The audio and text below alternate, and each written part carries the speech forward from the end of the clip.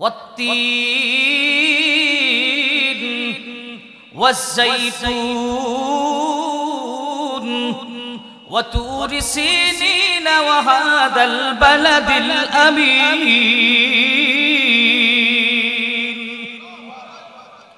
আল্লাহ তাআলা প্রথম নম্বর কসম খাইলেন তিন।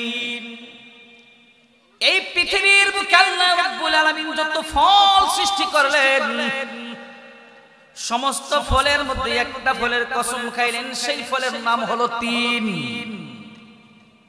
আল্লাহ তাআলা কাঁঠালের কসম খাইলেন না, আমের কসম খাইলেন না, জামের কসম খাইলেন না, লটকলের কসম খাইলেন না। কসম আল্লাহ খাইলেন তিনের। আল্লাহ যে জিনিসের কসম খায় এই জিনিসটা বড় ইম্পর্টেন্ট জিনিস। সুবহানাল্লাহ। ফলের মধ্যে কসম খাই আল্লাহ তিনের। তিনের কসমকে আল্লাহ পৃথিবীর সমস্ত মানুষকে বুঝাইতে চাইলেন, হে মানুষ, আমি আল্লাহ তিনের কসম খাইলাম। তার মানে হলো এই তিন ফলটা একটা। এই তিন ফলের মধ্যে একটা দামি ফল। এটাই এমন একটা ফল যারা জান্নাতে যাবে, জান্নাতের মধ্যে এই তিন ফলটা জান্নাতীদেরকে আল্লাহ খাওয়াবে। এই ফলটা আমাদের দেশে সচরাচর হয় না। তিন ফলটা কোথায় গেলে পাওয়া যাবে? এই তিন ফলটা জান্নাতি ফল, এটা আমিও খেতে চাই। এই ফলটা কোথায় হয়? এই ফলটা হয় দুটো জায়গার মধ্যে বেশি। এর মধ্যে একটা জায়গার নাম হলো ফিলিস্তিন, আরেকটা জায়গার নাম হলো সিরিয়া। সিরিয়া এবং ফিলিস্তিনের মধ্যে তিন ফলটা বেশি হয়। এই তিন ফলের কসম খাইলেন আল্লাহ, এ বান্দা যত ফল আছে আমি আল্লাহ তিন ফলের কসম খাইলাম। দ্বিতীয় নম্বর কসম খাইলেন আল্লাহ একটা তেলের কসম খাইলেন। এখানে আল্লাহ নারিকেল তেলের কসম খাই নাই, সরিষার তেলের কসম খাই নাই, সয়াবিন তেলের কসম খাই নাই। আল্লাহ রাব্বুল আলামিন এখানে কসম খাইলেন জাইতুন তেলের কসম খাইলেন। সুবহানাল্লাহ। কোন ফলের মধ্যে দামি ফল জাইতুন ফল, আর তৈলের মধ্যে দামি তৈল হলো জাইতুন তৈল। ডাক্তারের কাছে যাবেন, ডাক্তার বলবে তুমি তোমার বাচ্চার শরীরের মধ্যে জৈতুন তৈলটা মাইজা দিবা, তুমি তোমার নিজের শরীরের মধ্যে জৈতুন তৈলটা মাজবা। কেন জৈতুন তৈলের কথা আল্লাহ এখানে বললেন? পৃথিবীতে আল্লাহ যত তৈল সৃষ্টি করলেন সবচাইতে দামি তৈলের নাম হলো জৈতুন তৈল। জুড়ে কোন সুবহানাল্লাহ। গবেষণা করে দেখা গেল এই জৈতুন তৈল যদি কোনো মানুষের শরীরের মধ্যে মাজা হয়, কোনো মানুষের শরীরের মধ্যে জৈতুন তৈলটা যদি প্রতিনিয়ত দেয়, মানুষের চামড়ার মধ্যে অনেক সময় ক্যান্সার হয়। জৈতুন তৈল যদি নিয়মিত দিতে থাকে তাহলে তার শরীরের মধ্যে কোনো চামড়ার মধ্যে ক্যান্সার হবে না। আর একটু জোরে করুন সুবহানাল্লাহ। তিন গেল, জাইতুন গেল, এরপর আল্লাহ রাব্বুল আলামিন কসম খাইলেন ওয়া তুরি সিনিন। আল্লাহ তাআলা কসম খাইলেন তুরে সাইনার কসম খাইলেন। বহুত পাহাড় পৃথিবীতে আছে, এর মধ্যে সবচেয়ে বড় পাহাড়ের নাম হলো হিমালয়ের পাহাড়। আমাদের দেশে চতুর্দিকে পাহাড়ের অভাব নাই। গত 2 দিন আগে প্রোগ্রাম করেছি সেই শশান দুর্গাপুরে, নাজিরপুর সেই দিকে পাহাড় আছে, সুনামগঞ্জে পাহাড় আছে। আমাদের দিগির পাড়ের মানুষ নৌকা দিয়ে ফাজিলপুরে যায়, দিগিরপুরের মানুষ আবার সাতক যায়। ফাজিলপুর থেকে বালু ভরে এই বালু আবার যায় বরিশালে, যাই খুলনায় মাদারীপুরে যায়। ভাইরা রে আমার, বাংলাদেশের চতুর্দিকে পাহাড় আছে। ভারতের মধ্যে একটা পাহাড় আছে, যেই পাহাড়টা সবচেয়ে বড় পাহাড় ভারতের মধ্যে। এই পাহাড়ের নাম হলো দার্জিলিং পাহাড়। আল্লাহ রাব্বুল আলামিন এখানে হিমালয়ের পাহাড়ের কসম খায় নাই, দার্জিলিং পাহাড়ের কসম খায় নাই, পাকিস্তানের পাহাড়ের কসম খায় নাই, বাংলাদেশের পাহাড়ের কসম খায় নাই। আল্লাহ রাব্বুল আলামিন এখানে কসম খাইলেন তুর সিনিন, তুরে সাইনার কসম খাইলেন আল্লাহ। তুরে সাইনা যারা আল্লাহ বুঝাইতে চাইলেন পৃথিবীর মধ্যে যত পাহাড় আছে সমস্ত পাহাড়ের মধ্যে এই পাহাড়টা বড় দামি পাহাড়, বড় দামি পাহাড়। কেন আল্লাহ তুরে সাইনার কসম খাইলেন? আল্লাহ রাব্বুল আলামিন পৃথিবীর মধ্যে একজন নবী পাঠিয়েছিলেন, নবীর নাম হলো মুসা কালিমুল্লাহ। আর একটু জোরে কন্যা সুবহানাল্লাহ। এই পৃথিবী পৃথিবীর বুকে আল্লাহ রাব্বুল আলামিন মুসা কালিমুল্লাহ মুসা পয়গম্বরকে আল্লাহ পাঠাইলেন আর এই তুর সিনিন তুর সাইনা এই পাহাড়ের মধ্যে আল্লাহর সাথে মুসা পয়গম্বরকে কথোপকথন করতেন এই তুরে সাইনা এই তুর পাহাড়ের মধ্যে আল্লাহ তাআলা মুসা পয়গম্বরকে নবুয়ত দান করেছে আর একটু জোরে করুন সুবহানাল্লাহ এরপরে আল্লাহ রাব্বুল আলামিন চতুর্থ নাম্বার কসম খাইলেন ওয়া হাদাল বালাদিল আমিন এই পৃথিবীর বুকে শহরের অভাব নাই বাংলাদেশে একটা শহর আছে কিনা নাই বাংলাদেশের শহর বাংলাদেশের রাজধানী হলো ঢাকা গোটা পৃথিবীর মধ্যে প্রত্যেকটা রাষ্ট্রের মধ্যে শহর আছে আল্লাহ রাব্বুল আলামিন এখানে নিরাপদ শহর দ্বারা কোন শহরকে বুঝাইতে চাইলেন এ দুনিয়ার মানুষেরা আমি আল্লাহ নিরাপদ শহরের কসম খাইলাম কোন শহরের কসম খাইলেন আল্লাহ পৃথিবীর মধ্যে সবচেয়ে দামি শহর এই শহরের নাম হলো মক্কা মদিনা এই শহরের নাম হলো মক্কা মুআজ্জামা মক্কা শহরের কসম খাইলেন আল্লাহ কেন আল্লাহ মক্কা শহরের কসম খাইলেন এই জায়গার মধ্যে আল্লাহ তাআলা সর্বশ্রেষ্ঠ নবী সাইয়্যিদুল মুরসালিন ইমামুল মুরসালিন খাতামুন নবিয়্যিন নবী আমার আপনার নবী বিশ্ব নবী হযরত মুহাম্মদুর রাসূলুল্লাহ সাল্লাল্লাহু আলাইহি ওয়াসাল্লাম কে আল্লাহ তাআলা এই শহরের মধ্যে আল্লাহ পাঠাইছেন শুধু এই শহরে পাঠাই নাই এই শহরের মধ্যে আল্লাহ আমার আপনার নবীকে নবুয়ত দান করেছে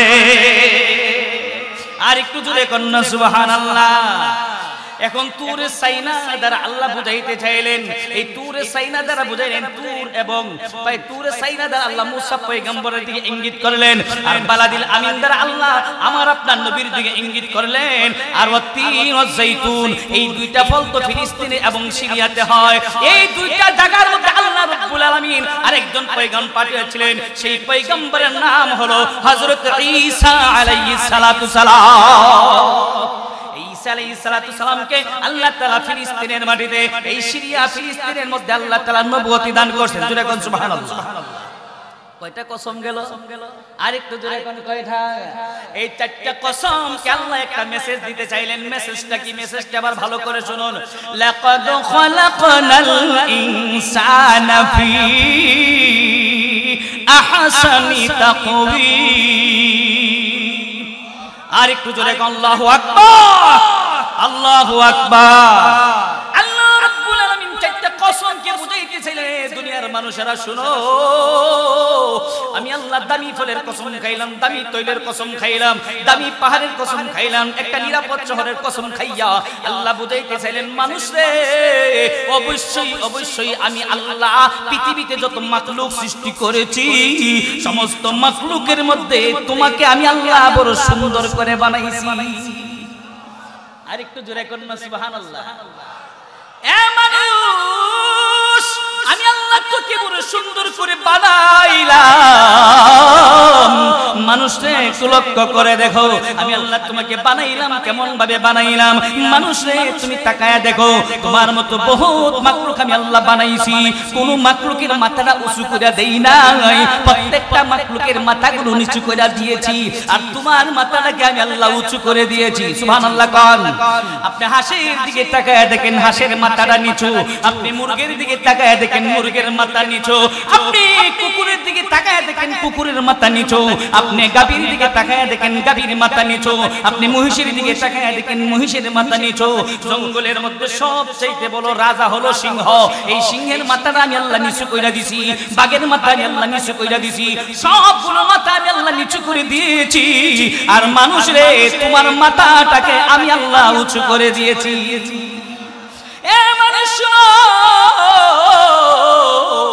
আমি আল্লাহ যা দেখো সবগুলো ফায়াকুন বলছি হয়ে গেছে ফায়াকুন বলছি হয়ে গেছে আসমান ফায়াকুন হয়ে যাও জমিন ফায়াকুন হয়ে যাও জমিন হয়ে গেছে সাগর হয়ে গেছে সাগর আল্লাহ বলছে ফায়াকুন সাগর হয়ে গেছে আসমান হয়ে গেছে মানুষ রে আমি আল্লাহ তোমাকে শুধু ফায়াকুন বইলা বানাই নাই আমি আল্লাহ তোমাকে আমি নিজের হাতে বানাইছি আর একটু জোরে করুন সুবহানাল্লাহ এ মানুষ আমি আল্লাহ তোকে বড় আদর কইরা বানাইলাম আমি আল্লাহ তোকে তোকে বড় মায়া কইরা বানাইলাম মানুষে এই কপালটা আমি আল্লাহ বানায়া দিছি এই জিহ্বাটা আমি আল্লাহ বানায়া দিছি কপালটা কেন বানাইলাম এই কপালটা বানানোর পিছনে একটা উদ্দেশ্য আছে মানুষে তুমি যখন সিজদা করবে কপাল দ্বারা আমি আল্লাহকে সিজদা করবে তুমি যখন এই জিহ্বা দ্বারা প্রশংসা করবে তুমি তোমার আল্লাহর প্রশংসা করবে তুমি যখন যে কোনো প্রশংসা করবে তুমি তোমার মালিকের প্রশংসা করবে তুমি জিকির করবে আল্লাহর জিকির করবে আমি বড় আদর কইরা সুহাগ দিয়া তোমাকে বানাইছি আল্লাহ আমাদেরকে বানাইলেন কেমনে আল্লাহ যখন ইচ্ছা করলেন মানুষ বানাইবেন আল্লাহ মানুষ বানানোর ইচ্ছা করলেন ওয়াইজ ক্বালা রাব্বুকা লিল মালাইকাতি ইন্নী জাইলুন ফিল আরদি ইল্লা খলিফা আল্লাহ রাব্বুল আলামিন মানুষ বানাবেন আল্লাহ ইচ্ছা করলে আল্লাহ তাআলার খলিফা পৃথিবীতে পাঠাবেন আল্লাহ মানুষ বানাবেন এখন আল্লাহ কেমনে বানাবেন আল্লাহ হযরত জিবরাইল আলাইহিস সালাতু সালামকে পাঠাইলেন জিবরাইল আমি আল্লাহ মানুষ বানাবো আমার প্রতিনিধি বানাবো যাও এক মুষ্টি মাটি নিয়ে আসো জিবরাইল আলাইহিস সালাতু সালাম মাটি আনতে গেলেন মাটি কাঁদে মাটি নিতে পারে না জিবরাইলের মায়া লেগে গেছে আল্লাহ পাঠাইলেন হযরত মিকাইল আলাইহিস সালাতু সালামকে মিকাইল আলাইহিস সালাতু সালাম আসলেন মাটির মধ্যে ধরে মাটি কাঁদে মিকাইল মাটি নিতে পারে না এরপর আল্লাহ পাঠাইলেন হযরত ইসরাফিল আলাইহিস সালাতু সালামকে ইসরাফিল আলাইহিস সালাতু সালাম মাটি নিতে পারে না এরপর আল্লাহ পৃথিবীতে পাঠাইলেন আল্লাহ তাআলা পাঠাইলেন হযরত আজরাইল আলাইহিস সালাতু সালামকে আজরাইল আলাইহিস সালাতু সালাম আসলেন আসার পরে মাটি যখন কাঁদে আজরাইল ডাক দেয় বলে মাটি তোমাকেও আল্লাহ বানাইছে আমাকেও আল্লাহ বানাইছে আমার আল্লাহ আমাকে হুকুম করেছে তোমার কাছ থেকে এক মুষ্টি মাটি নেওয়ার জন্য তুমি যতই কাঁদো রে মাটি তোমার কাদা আজকে শোনা হবে না আমি তোমার কাছ থেকে এক মুষ্টি মাটি নিয়ে যাব সুবহানাল্লাহ এক মুষ্টি মাটি আজরাইল আলাইহিস সালাম নিয়ে গেলেন তাফসীরের মধ্যে আসছে এক মুষ্টি মাটি হলো 40 মণ মাটি আর একটু জোরে কোন সুবহানাল্লাহ মাটি দ্বারা আল্লাহ মানুষ বানাইলেন আমরা ষষ্ঠ শ্রেণীর মধ্যে পড়ি মিজান ক্লাস যেটা এই ক্লাসের মধ্যে একটা কিতাব আছে কিতাবের নাম হলো ফান্দেনামার প্রথম নাম্বার সেটাই হলো হামদে বেহদ মুরকুদায়ে পাকেরা হামদে বেহদ মুরকুদায়ে পাকেরা আকি মাদাদ মুশতে খাকেরা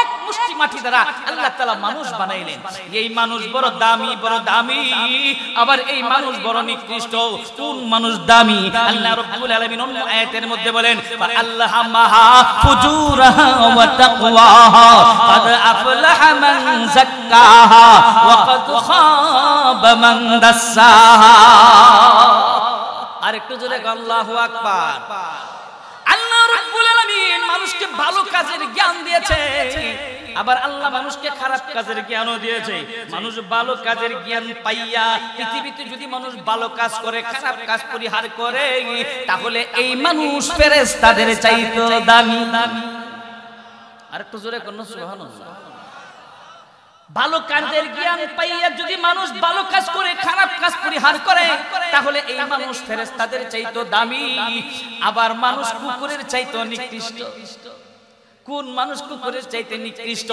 যেই মানুষ খারাপ কাজের জ্ঞান পাইছে ভালো কাজের জ্ঞান পাইছে ভালো কাজের জ্ঞান পাইয়া ভালো কাজ করে না খারাপ কাজ করে দুনিয়ার যত পছাকান্দা কাজ আছে সেইগুলো করে এই মানুষটা কুকুরের চাইতে নিকৃষ্ট কুকুরের চাইতে নিকৃষ্ট মানুষ সমাজে আছে কিনা নাই আর একটু জোরে কোন আছে কিনা নাই এরপর আয়াতের মধ্যে আল্লাহ বলেন সুম্মা রাদাদনাহু আসফালা সাফিলিন কিছু মানুষের স্বভাব হলো কুকুরের মতো মানুষ যেমন দামি আবার মানুষ নিচ থেকে নিচে মানুষ আবার বেদামি কেমন বেদামি কিছু মানুষের স্বভাব হলো মৌমাছির মতো কিছু মানুষের স্বভাব হলো মাছির মতো কিছু মানুষের স্বভাব হলো কুকুরের মতো কিছু মানুষের স্বভাব হলো শুকুরের মতো জোরে কোন ঠিক কিনা ব্যাখ্যা করব আল্লাহ তাআলা মৌমাছির ব্যাপারে সূরা নাজিল করেছেন কিছু মানুষের স্বভাব মৌমাছির মতো যাদের স্বভাব মৌমাছির মতো তারা হলো ঈমানদার মুত্তাকি আল্লাহওয়ালা আরেকটু জোরে কোন সুবহানাল্লাহ আবার কিছু মানুষের স্বভাব হলো মাছির মতো যাদের স্বভাব হলো মাছির মতো এরা হলো মুনাফিক এরা কি মুনাফিক কিছু মানুষের স্বভাব হলো কুকুরের মতো আছে কিনা নাই যেই মানুষের স্বভাব মৌমাছির মতো মৌমাছির একটা স্বভাব দেখেন মৌমাছি বলে আমাদের মধ্যে একজন লিডার আছে লিডারের নাম হলো মৌরানী লিডারের নাম কি লিডারের নাম হলো মৌরানী মৌমাছিরা বলে মৌরানী যেই দিকে আমরা মৌমাছি সব এই দিকে সুবহানাল্লাহ কইতেন না মৌরানী যেই দিকে মৌমাছি সব একদিকে মৌমাছি স্লোগান দেয় আর গুনগুন করে শব্দ করে মৌমাছি কি বলে আমরা ভালো জায়গায় আছি খারাপ জায়গায় নাই যেখানে ফুল আছে সেখানে আমরা আছি সুবহানাল্লাহ কোন যে জায়গায় মিষ্টির দোকান আছে সেই জায়গার মধ্যে আমরা আছি মৌমাছি বলে আমি বাথরুমে নাই আমি লুঙ্গা জায়গার মধ্যে নাই মৌমাছি বলে আমি আছি যেখানে মধু আছে সেখানে আছি যেই জায়গায় মিষ্টি আছে সেই জায়গায় আছি এই সমাজের মধ্যে কিছু মানুষ আছে তারা বলে আমরা ভালো জায়গার মধ্যে আছি খারাপ জায়গার মধ্যে জোরে কোন ঠিক কি না যারা জান্নাতের বাগানে এসেছে আরামের ঘুম হারাম কইরা শাস্ত্রল সাইরা দিয়া নির্বাচন সাইরা দিয়া যারা এই মুহূর্তে জান্নাতের বাগানে এসেছে এর স্বভাব হলো মৌমাছির স্বভাব জোরে কোন সুবহানাল্লাহ আবার সমাজের মধ্যে কিছু মানুষ আছে যাদের স্বভাব হলো মাছির মতো মাছির স্বভাবটা কি মাছি বলে আমি বাথরুমে আছি আমি আবার মিষ্টির দোকানে আছি জোরে কোন ঠিক কি না আছে কিনা না মাছি বলে আমি মিষ্টির দোকানে আছি আবার আমি খাবার প্লেটের মধ্যে আছি আবার আমি বাথরুমের মধ্যে আছি কিছু মানুষের স্বভাব আছে রে তারা বলে আমি এই দিকেও আছি আমি সেই দিকেও আছি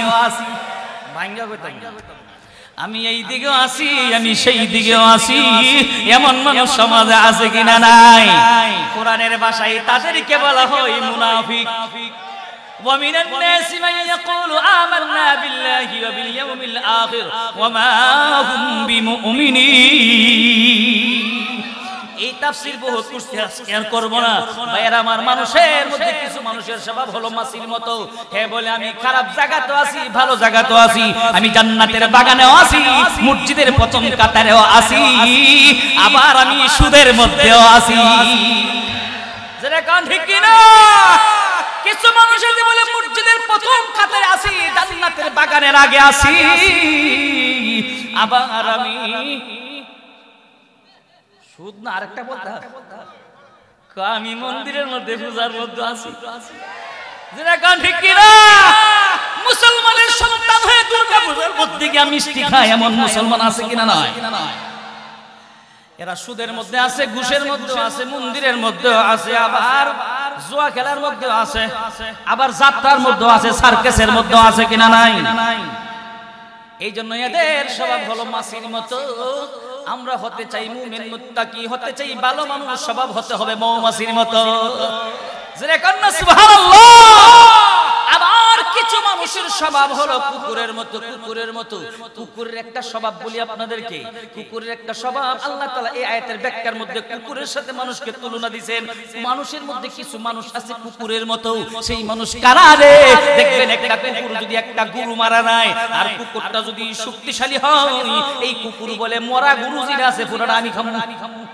মজুরা কা ঠিক কি না এই কুকুর অন্য কাউকে খাইতে দেয় না মানুষের মধ্যে এমন কিছু মানুষ আছে রে এ পারলে দুনিয়াটা খাইতে চায় অন্য কাউকে ভাগ দেয় না জোরে কোন ঠিক কি না এমন মানুষ সমাজে আছে কিনা নাই এদের স্বভাব হলো কুকুরের মতো জাহান্নামের মধ্যে যাইবে কারা মানুষ যাইবে কোন মানুষ যাইবে মানুষকে আল্লাহ তাআলা কুকুরের স্বভাবের আকৃতি ধারণ কইরা জানোয়ারের স্বভাব তার স্বভাবটা দুনিয়াতে এরকম ছিল এইরকম স্বভাবদারি বানাইয়া আল্লাহ তাকে জাহান্নামে দিবেন যাদের স্বভাব ছিল কুকুরের মতো শুধু নিজে নিজে বুক করতে অন্য কাউরে দায়ী না এই লোকটার স্বভাব কুকুরের মতো থাকার কারণে আল্লাহ তার স্বভাবটা তার এই বুড়িটাকে কুকুরের মতো বানাইয়া আল্লাহ জাহান্নামে দিবে আবার কিছু মানুষের স্বভাব ছিল সিংহের মতো বুঝেননি বনের রাজা কেডা আরেকটু জোরে কর বনের রাজা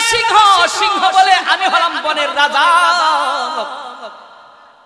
আমার এই বন জঙ্গলে থাকতে হলে আমার কর দিয়ে থাকতে হইব আমার মাইনা চলতে হবে আর আমারে যারা মানবে না এই জঙ্গলে তোকে থাকতে দিব না বাইর করে দে কিছু মানুষের স্বভাব হলো সিংহের মতো হিংস্র প্রাণীর মতো মানুষের উপর আঘাত করতে চায় মানুষকে মারতে চায় মানুষকে জুলুম করতে চায় মানুষকে অত্যাচার করতে চায় এমন কিছু মানুষ সমাজে আছে কিনা নাই আর একটু জোরে কোন আছে কিনা নাই আল্লাহ বলেন সুম্মা রাদাদনাহু আসফালা সাফিলি মানুষ যেমন মানুষের প্রশংসা আল্লাহ যেমন ভাবে করলেন, মানুষ বড় সুন্দর করে আল্লাহ বানাইলেন, আবার এই মানুষই নিচ থেকে নিচে, তার মানে কুকুরের মতো। আবার কিছু মানুষের স্বভাব হলো খিঞ্জিরের মতো। কিসের মতো? খিঞ্জিরের একটা স্বভাব আছে না, কোন তো কি সেবা? খিঞ্জির বলে গরুর গোশত পাকায় দিবে খাবো না, মুরগির গোশত খাওয়ায় দিবে খাবো না, মিষ্টি দিবে খাবো না, যত ভালো জিনিস দিবে খাবো না, আমি খাবো আমারে বাথরুমে লয়ে যা। ভাই কি ঠিক না? কিছু মানুষ বলে আমি কি খিঞ্জিরের মা, খিঞ্জিরের স্বভাব। ওই মানুষগুলো বলে না না না, এই মানুষের স্বভাবগুলো খিঞ্জিরের মতো স্বভাব। খিঞ্জিরে শুধু খারাপ জিনিস চায়, বাথরুম চায় না। সমাজের মধ্যে কিছু মানুষ আছে রে, এদের স্বভাব হলো খিঞ্জিরের মতো। সেই মানুষটা কারা এটা চিনার দরকার আছে কিনা নাই? কুকুরের মতো স্বভাব কাদের চিনতে পারছি, আবার সিংহের মতো স্বভাব কারা তাদেরকেও চিনেছি, মৌমাছির মতো স্বভাব কারা তাদেরকেও চিনছি, মাছির মতো স্বভাব কারা তাদেরকেও চিনছি। এখন খিঞ্জিরের মতো স্বভাব কাদের, এদেরকে চিনতে হবে। তোর এখন ঠিক কিনা? খিঞ্জিরের মতো স্বভাব, ঘরের মধ্যে একটা সুন্দর একটা বউ আছে, দিনদার মুত্তাকি, ঘরের মধ্যে দিনদার মুত্তাকি আল্লাহ ওয়ালি একটা বউ আছে। এই বউ থাকার পরেও বাহিরে গিয়ে সুন্দর সুন্দর মেয়ে দেখে। ঠিক কিনা? আরেকটা জোরে এখন ঠিক কিনা? নিজের ঘরের মধ্যে এত ভালো বিবি আছে, এত দিনদার মুত্তাকি আল্লাহ ওয়ালি একটি বিবি আছে ঘরের ভিতরে, এই বিবি ভালো লাগে না। ওই রাস্তার মধ্যে যারা চেহারা মেকআপ কইরা চলে, ওই নারী তার কাছে ভালো লাগে। এর স্বভাব একটা খিঞ্জিরের স্বভাব। কার স্বভাব? আবার কিছু নারীও আছে নিজের জামাইরে ভালো লাগে না, জামাই সুন্দর করে একটা 4000 5000 টাকা দিয়ে একটা তিনি ডিজাইনার দিছে, আর বইলা দিছে বিবি রে 30টা বানায় দিলাম, ভাবি যখন করে আসবো এই সুন্দর শাড়িটা আমার জন্য আমাকে পয়রা তুমি দেখাইবা, এই তোমার যত সৌন্দর্য, তোমার এই যত রূপচর্চা সব তুমি দেখাইবা আমারে। বিবি করে কি এই সৌন্দর্য জামাইরে দেখাই না, জামাইরে না দেখাইয়া 30টা ঘরের মধ্যে সুন্দর করে রাইখা দিছে। যেই দিন কমিউনিটি সেন্টারে যাবে, যেই দিন বিবাহের অনুষ্ঠানে যাবে, সেই দিন 30টা পয়রা যা, পয়রা গিয়া রাস্তার কমিউনিটি সেন্টারে কিছু যুবক আছে, বুইরা মহিলা যুবকদেরকে গিয়া দেখা। ঠিক কিনা? এর স্বভাব কার স্বভাব? নারায়ে তাকবীর পড়ে। এই স্বভাব কার স্বভাব? আর একটু জোরে কান, কার স্বভাব? এর রুচি নষ্ট হয়ে গেছে। খিঞ্জিরের যেমন রুচি নষ্ট, সমাজের মধ্যে এমন কিছু লোক আছে রে, এমন কিছু নারী আছে, এমন কিছু পুরুষ আছে, এদেরও রুচিটা নষ্ট হয়ে গেছে। যারা কান ঠিক কিনা?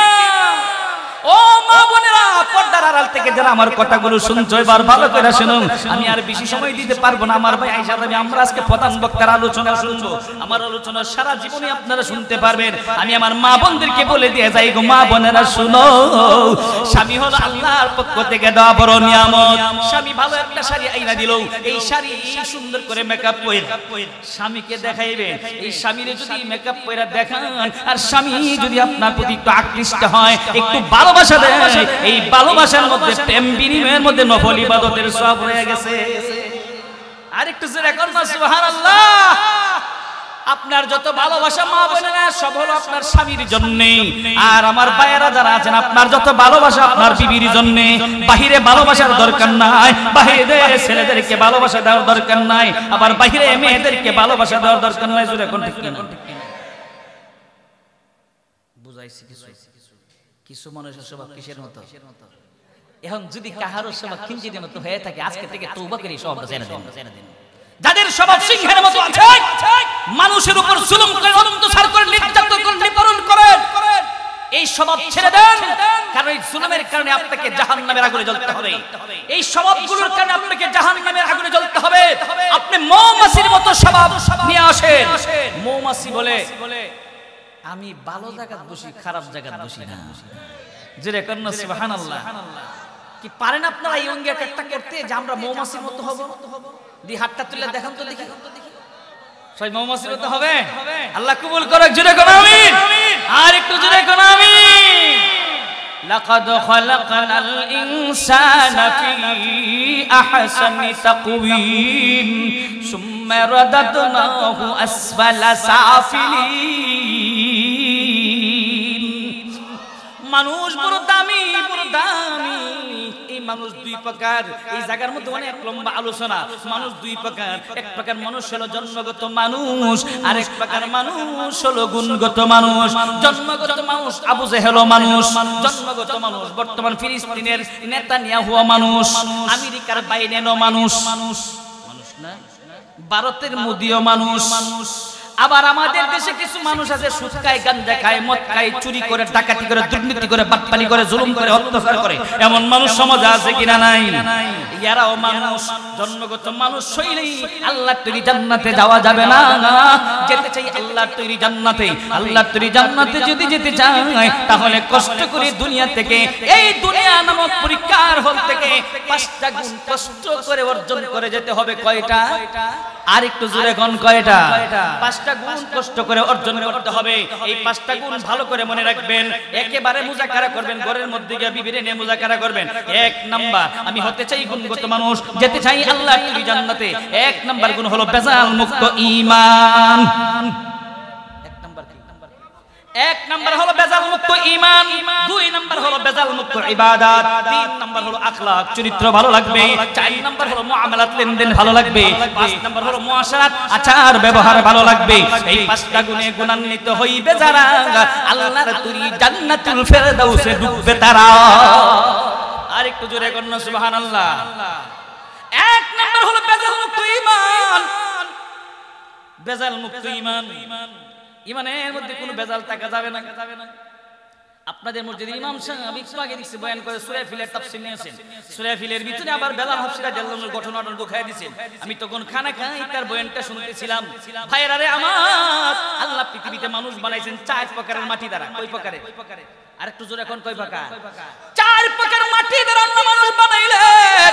এক প্রকার মাটি হলো কালো মাটি, আরেক প্রকার মাটি হলো সাদা মাটি, আরেক প্রকার মাটি হলো লাল মাটি, আরেক প্রকার মাটি হলো বাদামি মাটি। পৃথিবীতে সাদা মানুষ আছে কিনা নাই? পৃথিবীতে কালো মানুষ আছে কিনা নাই? পৃথিবীতে লাল মানুষ আছে কিনা নাই? আর ভারতবর্ষের মানুষগুলো, পাকিস্তান বলেন, শ্রীলঙ্কা বলেন, ভুটান বলেন, মালদ্বীপ বলেন, বাংলাদেশ বলেন, এই দেশের মানুষগুলো সাদাও আছে, কালাও আছে, আবার বাদামি কালারেরও আছে। আমাদেরকে আল্লাহ 4 ধরনের মাটি দ্বারা বানাইলেন। মানুষ বড় দামি, বড় দামি। যেই মানুষের মধ্যে 5টা গুণ থাকবে এই মানুষটা বড় দামি, আর যেই মানুষের মধ্যে 4টা স্বভাব থাকবে এই মানুষ বড় বেদামি। কোন স্বভাব? কুকুরের স্বভাব, সিংহের স্বভাব, শুকুরের স্বভাব, মাছির স্বভাব, মৌমাছি না, খিঞ্জিরের স্বভাব, শুকুরে খিঞ্জি। এ ভাইরা তাহলে আসুন, এই 5টা গুণ যাদের মধ্যে থাকবে তারা বড় দামি। এরা দুনিয়ার মধ্যে রাস্তা দিয়ে চলবে, এরা বড় দামি। এদেরকে মানুষ দেখলে বড় দাম দিবে। এদেরকে যেই ধরনের মানুষ তাদেরকে দেখবে বড় দামি মানুষ তারা, এদেরকে দেখলে সালাম দিবে। কেন তাদেরকে সালাম দিবে? এরা ঈমানদার লোক। ঈমান আবার কোন জিনিসের নাম? ঈমান হলো 3 জিনিসের নাম। সেই 3 জিনিস আবার কি? 1 নাম্বার হলো ইকরার বিল লিসান, 2 নাম্বার হলো তাসদীক বিল জানান, 3 নাম্বার হলো আমল বিল আরকান। ওই ইকরার বিল লিসান কি? ইকরার বিল লিসান হলো লা ইলাহা ইল্লাল্লাহু মুহাম্মাদুর রাসূলুল্লাহ সাল্লাল্লাহু আলাইহি ওয়াসাল্লাম, আল্লাহ ছাড়া কোনো মাবুদ নাই। এই কথার স্বীকৃতি দ্বারা দিবে আমার মালিক আল্লাহ, জবানে স্বীকার করবে আমার মালিক আল্লাহ, তাসদীক বিল জানান অন্তরে বিশ্বাস করবে আমার মালিক আল্লাহ, আবার কাজে পরিণত করবে আমার মালিক আল্লাহ। আমাদের এই দিঘির পারে পাটলিতে হিন্দু মানুষ আছে কিনা নাই? আমাদের এই পাটলির মধ্যে দিঘির মধ্যে মানে দিঘির পারের মধ্যে হিন্দু মানুষ আছে, তাদেরকে জিজ্ঞাসা করেন, ও দাদা আপনি আমাদের কালিমাটা পড়েন তো দেখি, লা ইলাহা ইল্লাল্লাহ মুহাম্মাদুর রাসূলুল্লাহ। ওই হিন্দু মানুষটা পড়বে লা ইলাহা ইল্লাল্লাহ মুহাম্মাদুর রাসূলুল্লাহ, এতে করে সে কি মুসলমান হয়ে গেল, ঈমানদার হয়ে গেল? না না না, সে একটা লিসান করেছে, জবানে স্বীকার করেছে, তাসদীক বিল জানান অন্তরে বিশ্বাস করে নাই, কাজে পরিণত করে নাই। সমাজের মধ্যে এমন কিছু মানুষ আছে রে, তারা ইসলাম থেকে খারেজ হয়ে গেছে। বলে কেমনে? এরা আজান দেয়, মসজিদে আসে না, নামাজ মসজিদের সামনে দিয়ে চলে যায়, একটা বারের জন্য মসজিদে ঢুকে না, একটু অনুভূতি হয় না। এমন মানুষ সমাজে আছে কিনা নাই? আর একটু জোরে কোন আছে কিনা নাই? জবানে স্বীকার করছে আল্লাহ ছাড়া কোনো মাবুদ নাই, অন্তর বিশ্বাস করে আল্লাহ ছাড়া কোনো মাবুদ নাই, কিন্তু কাজে পরিণত করে না। নামাজের সময় নামাজ পড়ে না, হজের উপযুক্ত হয়েছে হজ করতে যায় না, যাকাতের উপযুক্ত হয়েছে যাকাতের মালটা তো তার না, গরিবের মাল, ওই যাকাতও দেয় না। আবার রমজান মাসে রোজার সময় রোজাও রাখে না, আবার আল্লাহকে বিশ্বাস করে, অন্তরে বিশ্বাস করে, কিন্তু কাজে পরিণত করে না। এমন মুসলমান সমাজে আছে কিনা নাই? আর একটু জোরে কোন আছে কিনা নাই? আমার মনে পড়ে গেছে আমার একজন স্যারের কথা বলবো। আমার ভাই ছিলেন, আমার একজন দাদা ছিল, আমরা দেখতাম এদেরকে হাওরে যখন যাইতো, হাওরের মধ্যে গেলে হাওরের মধ্যে একটা ড্রেন থাকে, ড্রেন দিয়ে পানি যায়, পানি দিয়ে প্রত্যেকটা খেতের মধ্যে পানি যায়। এরা যদি মসজিদে না আসতে পারে, এরা মসজিদের লাইনের মধ্যে সাথে একটা কি থাকতো, একটা রুমাল থাকতো, অথবা একটা যাই নামাজ নিয়ে যাইতো।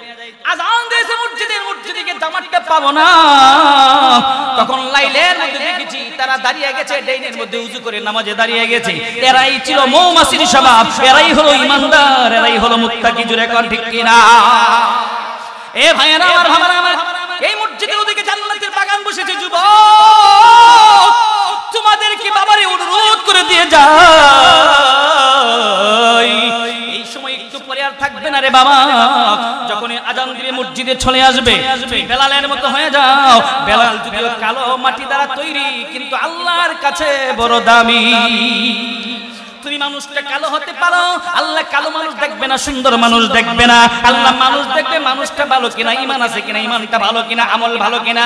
বেলালের আমল ভালো থাকার কারণে, বেলালের ঈমান মজবুত থাকার কারণে এই বেলাল আল্লাহর কাছে দামি হয়ে গেছে, আমার নবীর কাছে দামি হয়ে গেছে। বেলাল কেমন বেলাল ছিল? বেলাল যখন মসজিদে আজান দিত, এই আজানের ধ্বনি শুনে পৃথিবীর কাবা ছিল বাইতুল্লাহ, বাইতুল্লাহর দিকে মানুষগুলো দৌড়িয়ে গিয়ে নামাজ আদায় করতো। বেলাল আজান দেয়, আজান পৃথিবীতে পৌঁছে যায়, বেলাল আজান দিয়ে এই আজান আসমান পর্যন্ত পৌঁছে যায়। আল্লাহ তাআলা আকাশের মধ্যে আরেকটা কাবা রেখেছে, ওই কাবার নাম হলো বাইতুল মামুর। বেলাল আজানের ধ্বনিতে যখন আজান আসমানে পৌঁছে যায়, তখন আসমানের মধ্যে ফেরেশতারা জামাতের সাথে নামাজ আদায় করে। আর এই বেলালের আজানের ধ্বনি শুনে মানুষগুলো দৌড়ে মসজিদের দিকে যাইতো। আজকে জান্নাতের বাগান হয় ঠিক, ওয়াজ মাহফিল হয় ঠিক, কিন্তু কেন যুবক তোমরা নামাজি হও না? কেন যুবক তোমরা নামাজি হও না? আবার বাড়ি বাজিতপুরে গোটা বাংলাদেশে বয়ান করি, যত জায়গায় যাই তত জায়গায় কিছু যুবক তৈরি করে আসে। যুবক, এ যুবক, একটু পরেই মালাকুল মউত আজরাইল তোমার সামনে আসতেছে রে যুবক। তুমি একটু দাড়িটা লাগাও, দাড়িটা লাগাও, দাড়িটা লাগাও, টুপিটা লাগাও, পাঞ্জাবি লাগাও, কারণ এরপরে তোমাকে টুপি লাগানোর সুযোগও দেওয়া হবে না, পাঞ্জাবি লাগানোর সময়ও দেওয়া হবে না, একটা ওয়াক্ত নামাজের সুযোগও তোমাকে দেওয়া হবে না। এইজন্য সময় থাকতে টুপি ধরো, পাঞ্জাবি ধরো, দাড়ি লাগাও, মসজিদের ভিতরে ঢুকো।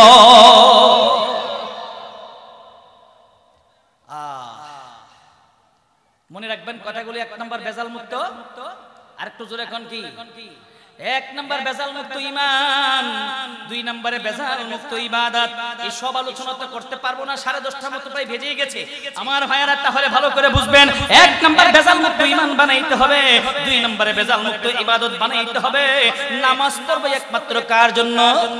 জান্নাতের বাগান বসাইছি মানুষ বাহবা দেওয়ার জন্য নয়, জান্নাতের বাগান বসাইছি একমাত্র আল্লাহকে রাজি খুশি করার জন্য। হতে পারে আজকের এই জান্নাতের বাগানটাই আপনাকে নাজাতের জরিয়া হবে। যা কিছু করব দুনিয়াতে, যত ইবাদত করব একমাত্র আল্লাহকে রাজি খুশি করার জন্য করব। ও যুবক, চরিত্র ভালো করো যুবক, আখলাক ভালো করো, আখলাকটা সুন্দর করো, চরিত্র ভালো করো, চরিত্র ভালো করো। কারণ তোমার চরিত্র সম্পর্কে জিজ্ঞাসা করা হবে, তোমার চরিত্রটা কেমন ছিল। তোমার চরিত্র ভালো করো। 4 নাম্বার জিজ্ঞাসা করা হবে মুআমালাত, তোমার লেনদেন কেমন ছিল। তোমার লেনদেন খারাপ ছিল। এখন তো মানুষের মধ্যে এমন কিছু মানুষ হয়ে গেছে, যদি কর্জে হাসানা নেওয়া যায় 5 থেকে 10,000 টাকা যদি কর্জে হাসানা নেয়, এই টাকা মনে হয় যেন বাপদাদার সম্পত্তি পেয়েছে, এই টাকাগুলো হাওলাত করে এই টাকা আর দিতে চায় না। এমন কিছু মানুষ আছে কিনা নাই? আর একটু জোরে এখন আছে কিনা নাই?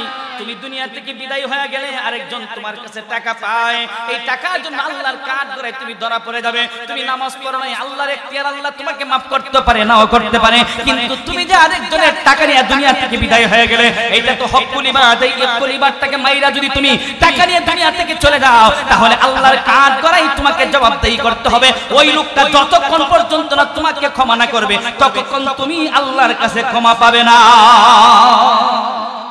এই জন্য লেনদেন ভালো করো, আচার ব্যবহার ভালো করো, আচার ব্যবহার ভালো করো। আচার ব্যবহার এমন হতে হবে যাতে করে মানুষটা দেখলো এই মানুষটা এমন আচরণ করবেন, মানুষ যেন দেখলেই বলে এর মতো ভালো মানুষ হয় না। ওই মানুষটার প্রশংসা শাস্ত্রে হবে, রাস্তাঘাটে হবে, সব জায়গার মধ্যে মানুষটার প্রশংসা হবে। জোরে এখন ঠিক কিনা? আমাদের আচার ব্যবহার ভালো করার দরকার আছে কিনা নাই? যদি আচার ব্যবহার ভালো করতে চান, চরিত্র যদি ভালো করতে চান, লেনদেন যদি ভালো করতে চান, ঈমান যদি বানাইতে চান, আর যদি আপনারা ইবাদত ভালো করে করতে চান, একটাই মাত্র পথ, একটাই মাত্র পথ। যারা আমরা আওয়াম মানুষ আছি, মাদ্রাসায় লেখাপড়া করি না, আমাদের জন্য একটা সুবর্ণ সুযোগ। সেই সুযোগ ফেব্রুয়ারি মাসের 2, 3, 4, 5 এই 3 দিন বিশ্ব ইজতেমা হবে উলামায়ে কেরামদের নেতৃত্বে। কার নেতৃত্বে?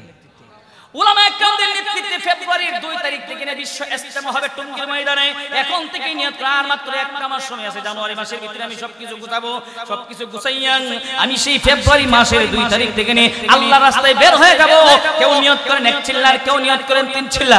যদি কি একটা চিল্লার জন্য বের হয়ে যান, 1 চিল্লায় আপনি 13টা মসজিদ সফর করবেন। ছোট ছোট করে 13 নম্বর মসজিদের মধ্যে 4 দিন থাকবেন, বাকি 12টা মসজিদের মধ্যে 3 দিন থাকবেন। 3 13 39, একটা মসজিদে 4 দিন থাকবেন, 40 দিন। এই 40টা দিন যখন আপনি বাড়িঘর সাইরা, বিবি বাচ্চা সাইরা, সব খেতে খামার সাইরা, সব কিছু ছেড়ে যখন আপনি থাকবেন আল্লাহর রাস্তায়, চলে যাবেন আপনি বরিশাল, চলে যাবেন আপনি খুলনায়, সেখানে আল্লাহর ঘরে থাইকা থেকে মানুষকে যখন দিনের দাওয়াত দিবেন, এই দিনের দাওয়াতের সঙ্গে সঙ্গে যারা বেশি বেশি করে লা ইলাহা ইল্লাল্লাহ দাওয়াত দিবে, যারা বেশি বেশি করে কালিমার দাওয়াত দিবে, ঈমান আল্লাহ তার দিলের মধ্যে আল্লাহ তাআলা মজবুতি বানায়া দিবে। আর এই লোকটা দাওয়াত দিতে দিতে দিতে দিতে এক পর্যায়ে তার মুখের মধ্যে দাড়ি উঠে যাবে, মাথার মধ্যে টুপি উঠে যাবে, গায়ের মধ্যে পাঞ্জাবি উঠে যাবে। এক চিল্লা দিয়ে বাড়িতে আসার পরে এরপরে আর টুপিও ছাড়বে না, পাঞ্জাবিও ছাড়বে না, মুখের দাড়িও কামাবে না। জুড়ে কোন ঠিক কিনা?